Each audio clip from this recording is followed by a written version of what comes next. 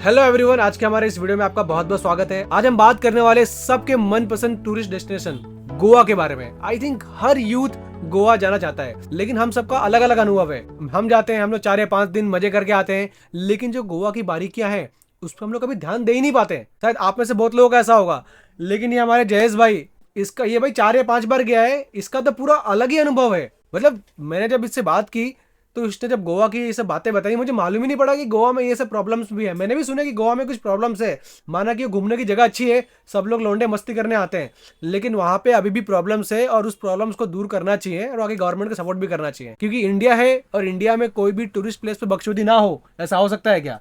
बकचोदी होगी ही होगी। अब बिना टाइम वेस्ट किए भाई इनका क्या अनुभव रहा है और इन्होंने कौन कौन से पॉइंट मतलब मुझे डिस्कस किए, मैं आपको दिखा रहा हूँ ये स्क्रीन पे। तो जय सर ये बता कि यार गोवा पहुंचने के तरीके क्या क्या है। तो इसमें ऐसा है कि गोवा पहुंचने के तो बहुत से रास्ते हैं, जैसे कि ट्रेन से भी जा सकते हैं, फ्लाइट से भी जा सकते हैं, बाय कार भी जा सकते हैं, फिर क्रूज में भी जा सकते हैं।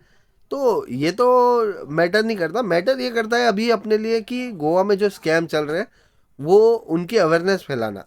आज के इस वीडियो में मेरे माध्यम से मैं यही बताना चाहूँगा कि गोवा में जो स्कैम चल रहे हैं उन स्कैम के बारे में अवेयरनेस फैलाई जाए लोगों में, ताकि पता चले। कई लोग वहाँ जाके काफ़ी ज़्यादा पैसों को लुटा के आ रहे, स्कैम की वजह से फंस रहे बेचारे। तो इस बारे में डिस्कस करेंगे, मैं आपको डिटेल में बताऊंगा, कहाँ कहाँ बारीकी से बताऊंगा कहाँ कहाँ स्कैम हो रहे। अगर स्टेप बाय स्टेप करें, पहले स्टार्ट करते हैं कि भाई चलो आप गोवा एयरपोर्ट आ गए। अब एयरपोर्ट के आगे आ से तो क्या? अब एयरपोर्ट आ गए तो आपका स्कैम हो जाता है वहीं से शुरू, वहीं से हो जाता है।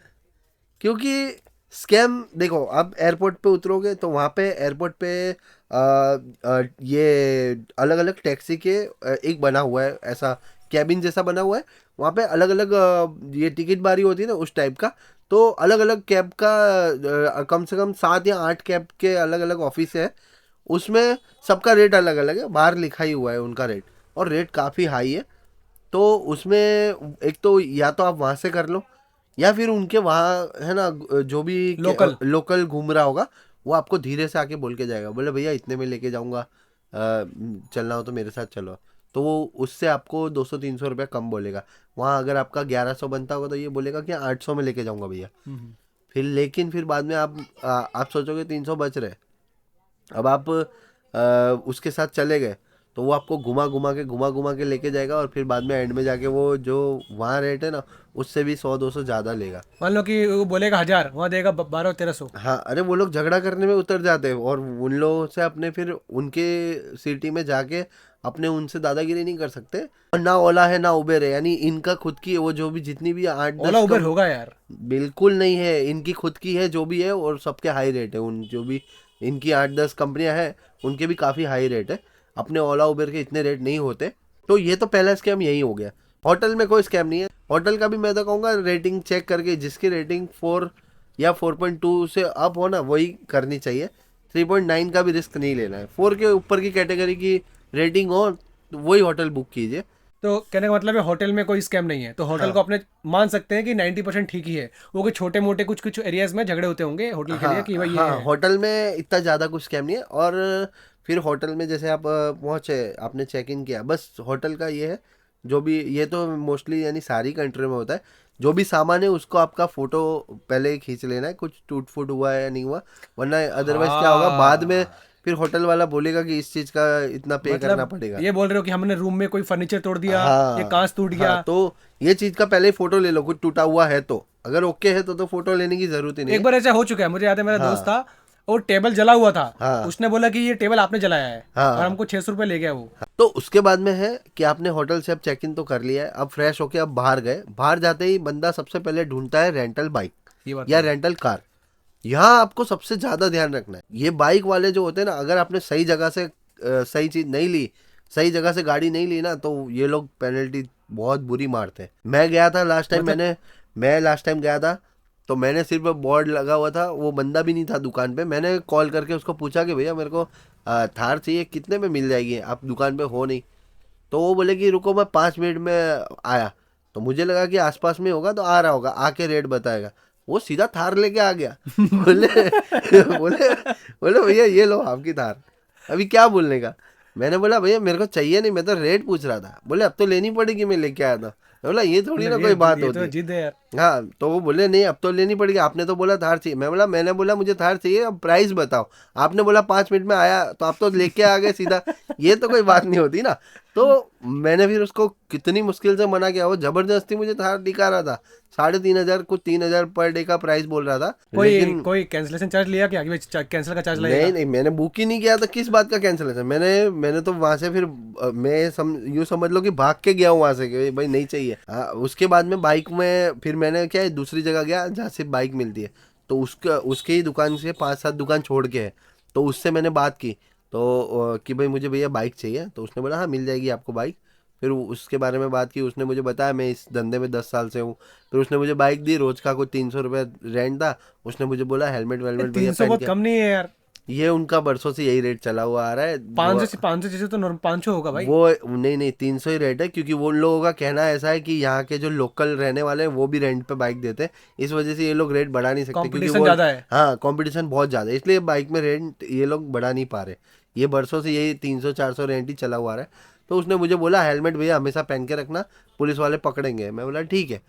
तो फिर बाद में मैंने उस दुकान वाले के बारे में भी उसे बताया। उसने बोला कि वो तो एक नंबर का चीटर है, अच्छा हुआ आपने उसके वहाँ से गाड़ी नहीं ली, अगर ले ली होती तो आपको गाड़ी में ये खर्चा है वो खर्चा है करके 10-15 हज़ार रुपये एक्स्ट्रा ले लेता। तो उसके बारे में उसने मुझे वो उसी के सामने वाली दुकान वाले ने बताया। अब आपने बाइक ले ली, नेक्स्ट अब अगर आपने बाइक या एक्टिवा भी सही जगह से नहीं ली, ये लोग उसमें भी डेंट वेंट का। ये जो बंदा था ना मैंने जिससे ली थी, बात करने में इतना जेन्युइन बंदा। इसने मुझे बोला कल सुबह 9 बजे के पहले पहले दे दोगे तो इतना ही लगेगा, उसके ऊपर दिया आपने 1 घंटा भी तो वापस से 300 लगेगा। तो अपने बाइक ले ली। अब आप रिटर्न जब बाइक देने जाते हो ना, मैं जब नेक्स्ट डे रिटर्न देने गया ना, तो मैं 9 बजने में 15 मिनट बाकी थे तब पहुंच गया।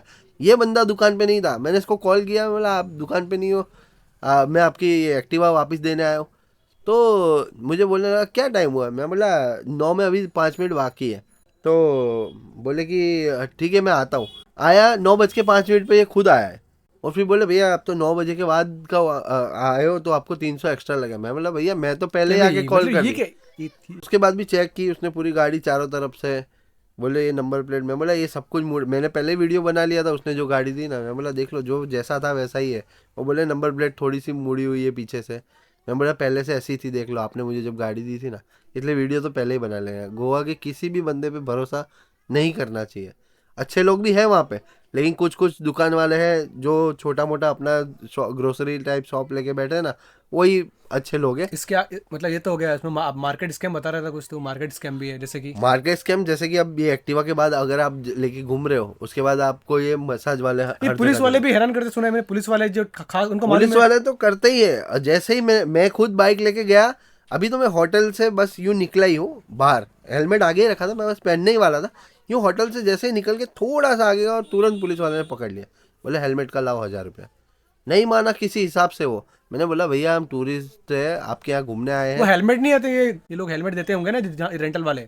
हाँ हेलमेट है ना, हेलमेट था, मैं पहनने ही वाला था। यानी अभी तो खाली बाइक स्टैंड से उतारी है एक्टिवा, और बस थोड़ा ही यूं। पर यार वो तो गलत है ना। गलती खैर अपनी है, गलती अपनी है ना यार। लेकिन ये चीज़ कोई अदर स्टेट में होता है ना, तो वहाँ पे वो लोग बोलते हैं कि भाई टूरिज्म वाले हमारे मेहमान हैं। तो इस तरीके से परेशान नहीं किया जाता टूरिस्ट को जितना ये गोवा पुलिस वो करती है। मैं सुना है कि कुछ कि कोई लोग गाड़ी लेके जा रहे होते हैं और दिखते हैं कि रेंटल गाड़ी है, उसको जानबूझ ठोकते हैं उसको पीछे से। हाँ हाँ, ये स्टोरी का ऐसा है कि ये जो मैंने जो बताया ना, जो चीटर टाइप के होते हैं ये जो रेंट वाले, ये लोग खुद ही अपनी गाड़ी को पीछे से इनको पता मतलब होता कैसे है। कैसे, मतलब कि मैंने। इनका एक बंदा हायर किया हुआ रहता है, वो आके पीछे से ठोक के जाएगा। तुम गाड़ी लेके जा रहे हो, उनको पता रहता है आप कहाँ कहाँ घूम रहे हो, इनके बंदे सब उधर ही घूम रहे होते हैं। तो वो पीछे से आएगा और आपकी गाड़ी को ठोक देगा जानबूझ के, और फिर आपको उल्टा 2 गालियां देके और चला जाएगा। खुद भी ठोकेगा, ऊपर से गालियां भी आपको देगा, और फिर बाद में उस डेंट का पैसा आपको गाड़ी वाले को देना पड़ेगा। मतलब ऐसा ये कि उसी का आदमी है। उसके बाद में मेरा अभी एक रिलेटिव्स था, वो उसका नाम तो नहीं बताना चाहूँगा, लेकिन उसने मुझे बताया वो लोग 8-10 लोगों का ग्रुप था। तो मसाज कराने के लिए वो लोग गए स्पा में। तो अंदर भाई जाके उस लड़की ने उल्टा सीधा उनके ऊपर, यानी बोले कि इसने मेरे साथ छेड़छाड़ की है, ये किया है वो किया है ऐसे करके। और उन लोगों पे हर एक बंदे पे कुछ 6-6 हज़ार रुपये उन लोगों ने मांगे। जब जैसे अब बात हुई थी खाली 1,500 की, लेकिन 6,000 रुपये बोले देने पड़ेंगे पर पर्सन। सारे बंदों। हाँ, वो 8 लोग थे, 8 को देने पड़े 6,000। वरना वो लोग तो वहाँ के लोकल है, वो लोग तो बोले बुलाओ पुलिस को, बुला लो। पुलिस भी उनका सपोर्ट करती है, अपना सपोर्ट नहीं करती वहाँ की पुलिस, तो उन लोगों को भरने पड़े वो पैसे। ये चीज से तो बच के ही रहना है। स्पा में तो गलती से भी नहीं जाना है, कोई भी स्पा। कोई जेन्युइन स्पा होगा अच्छा जेन्युइन वाला। स्पा है, लेकिन ऐसा है कि 100 में से 2 है, तुम तो रिस्क लेना ही क्यों। स्पा कराने हो तो अपनी ही सिटी में हर जगह होगा यार। वहाँ गोवा कोई स्पा के लिए स्पेशलिस्ट नहीं है कि भाई यहाँ पे बढ़िया मसाज मिलती हो, तो क्यों जाना फालतू में, रिस्क ही क्यों लेना।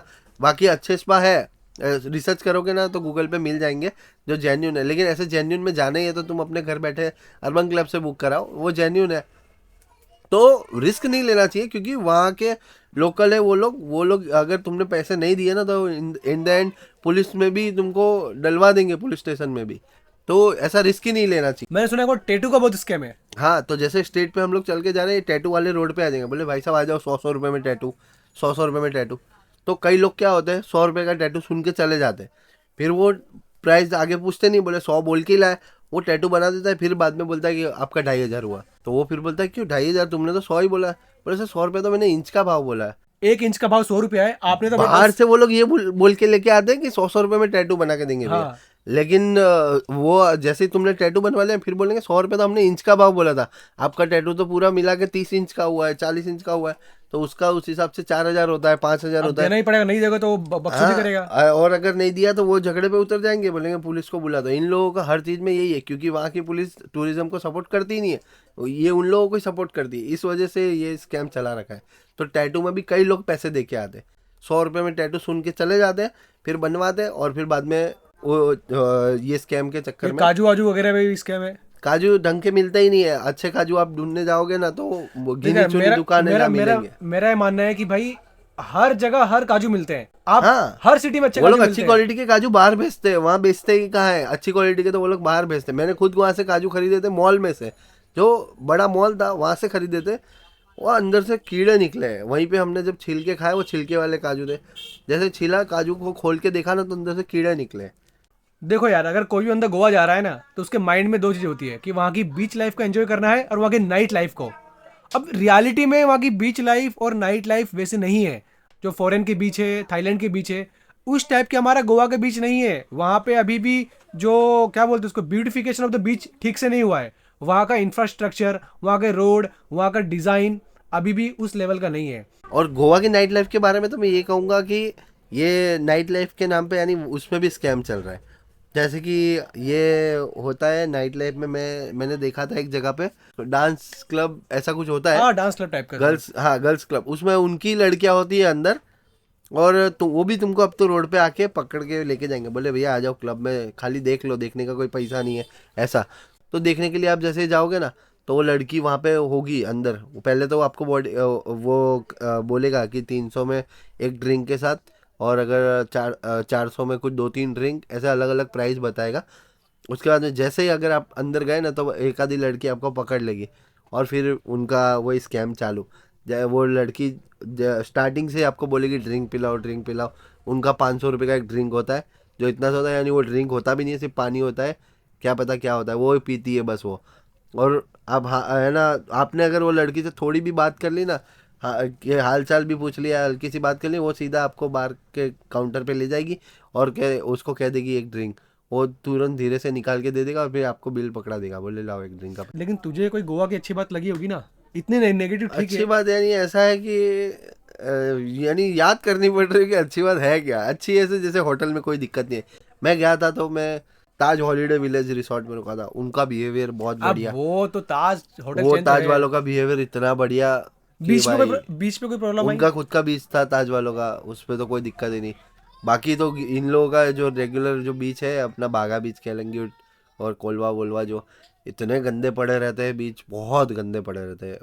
कसिनो में जाओ, वहाँ पे कोई स्कैम अरे नहीं है। अच्छा, कसिनो इज गुड, कसिनो में मजा आती है। हाँ, वहाँ 3-4 हज़ार की कुछ प्राइस टिकट है, उसमें कुछ चिप्स भी मिलते हैं तुमको 2,000 के, उसी से तुम खेलो, जीतो तो 500-1,000 लेके खड़े हो जाओ, बाकी अपना पैसा लगाओ मत वहाँ पे। और कसिनो पे खाना पीना भी उन लोगों की तरफ से होता है, ये सब कुछ इसी में इंक्लूड आ गया। और अंदर का क्राउड भी बढ़िया रहता है, तो कसिनो बेस्ट है, और उसमें बेस्ट कोई मेरे को कुछ लगता है, नहीं। मेरे को कि यार अगर तुम गोवा जा रहे हो ना, 4 या 5 दिन के लिए गोवा जा रहे हो, तो 4 की 4 दिन तुम दारू पीने मत बैठो या फिर बीच में मत बैठो, तुम एक दिन चले जाओ वाटर स्पोर्ट्स में। 4 दिन तुम गोवा के लिए रखो, एक दिन पूरा वाटर एक्टिविटी के लिए। वो सुबह से लेके जाएंगे कोरल आइलैंड तो शाम तक लेके आएंगे। तो एक दिन तो तुमको चाहिए वाटर एक्टिविटी के लिए। उसके बाद एक दिन तुमको चाहिए बागा बीच, कैलंगुड बीच, ये सारे बीच घूमने के लिए। एक दिन तुमको चाहिए साउथ गोवा के लिए। अच्छा, अगर साउथ गोवा जाना ये है। बात है। और साउथ गोवा नॉर्थ गोवा से बढ़िया है क्योंकि क्राउड नहीं है इतना, शांत जगह है, लेकिन वहाँ के बीचेस भी थोड़े सही है और जगह भी बढ़िया है। और एक दिन आप जो होते हैं ना, ये क्या बोलते हैं, क्रूज, एक दिन क्रूज कर हाँ, लो। और एक दिन तुम अपना ये इसमें चले जाओ क्रूज में। तो इस तरीके से ये कसिनो क्रूज जो है इसमें एक दिन, तो ऐसे करके 5 दिन तुम जा सकते हो। लेकिन मेरा तो मानना ऐसा है कि गोवा से बेटर ऑप्शन बढ़िया है। तुम लोग यानी गोवा की अरे जिस पर हिसाब से गोवा हाइप के- बना पर रखी है, देख, इंडिया में तो गोवा के अलावा तुम कहाँ जाओगे इंडिया में? इंडिया में गोवा के अलावा दमन चले जाओ। अरे पर दमन में, दीव दमन बढ़िया तो है, वहाँ बीच ही सही। और अभी तो वो लोग भी कसिनो वगैरह सब लेके आ रहे हैं। गोवा जाने वाला हर बंदा कसिनो में कहाँ जाता है? देख दीव दमन में उतना क्राउड नहीं आ रहा ना यार अभी। नहीं, क्राउड है, अच्छा खासा है। ये तो गोवा की एक हाइप बना रखी है। बाकी क्या है, दारू के लिए लोग जाते हैं, दारू वहाँ भी मिलता है, दारू यहाँ भी मिलता है। और बीच की तो कोई सारे लोग बीच पे बैठ के दारू नहीं पी रहे, पीते तो होटल में ही है ना। तो गोवा में इतना भी कुछ नहीं है जिसका इतना हवा बना रखा है कि गोवा गोवा। एक रीलें भी चल रही है, बोले लाइफ में एक बार तो गोवा जाना है, अभी बोले ऐसा है एक ना- साल में एक बार तो गोवा जाना ही चाहिए अपने को, हर साल। और मैंने ये भी सुना है कि जो लोग जैसे कि पर पर्सन है, अगर आप 5 दिन के लिए गोवा जा रहे हो और वहाँ पे अच्छे से मजे करने हैं, तो 5 दिन में मेरे ख्याल से 30-35 रुपए चाहिए होंगे। मैं बहुत अमीरों वाले मजे नहीं कि आप एक ड्रिंक भी 10,000 रुपए का ड्रिंक पी रहे हो, वो ऐसा वाला नहीं। इससे थोड़ा और बजट बढ़ा के आप थाईलैंड जा सकते हो। हाँ, मजे, पैसे पूरे वसूल है तुम्हारे। थाईलैंड का खैर अलग स्टोरी है, उसमें इसमें इंक्लूड नहीं करना चाहिए। तो ठीक है यार, अब मानते हैं कि भाई ऐसे तो बहुत सारी स्टोरीज है, नेगेटिव स्टोरीज, लेकिन देखो गोवा अभी भी हमारे इंडिया के टॉप डेस्टिनेशन में से एक है, क्योंकि ऑफकोर्स डोमेस्टिक है। अगर आपको फॉरेन जाना है तो आपको वहाँ पे डबल प्राइस हुआ है, फ्लाइट से आना जाना डबल हुआ है। और ये जो लोगों की मेंटालिटी है ना, ये सिर्फ गोवा में नहीं है कि लोगों को लूटो, ये हर जगह है। आप इंडिया के किसी भी टूरिस्ट प्लेस पे चले आओ। मेरा सिर्फ लोगों से यही कहना है कि ये गोवा, जो भी ये गोवा वाले जो भी वीडियो देख रहे हैं, कि जिस हिसाब से तुम अपने इंडियन होके इंडियन को ही लूट रहे हो, जिस हिसाब से तुमने स्कैम चला रखा है, जो स्पा की आड़ में और पुलिस वालों की आड़ में और रेंट की आड़ में जो भी है, यार अपने इंडियन को क्यों लूट रहे हो यार? और एक लिमिट होती है यार। कोई प्राइस तुम 50 का 100 ले रहे हो, ठीक है, समझ में आता है कि भाई प्लेस के हिसाब से, लेकिन तुम ये चीज जो स्कैम कर रहे हो ना, ये इंसान को ब्लैकमेल करके, ये मत करो। बस हो गया होता है, इतना नहीं है। दिल से बुरा लगता है अरे यार। यार, हाँ यार, हम हमारे ही देश के लोग हमें लूट रहे हैं यार, फॉरेन वालों को लूटो ना यार। हाँ गाइस, एक अवेयरनेस वीडियो है, हाँ। कुछ बातें थी जो हमको बतानी थी। जाओ गोवा, ध्यान रखो इन चीजों का। तो ठीक है दोस्तों, अगर आपको हमारा वीडियो अच्छा लगा हो तो लाइक करें, शेयर करें, कमेंट करें और हमारे चैनल को सब्सक्राइब जरूर करें। ठीक है दोस्तों, मिलते हैं।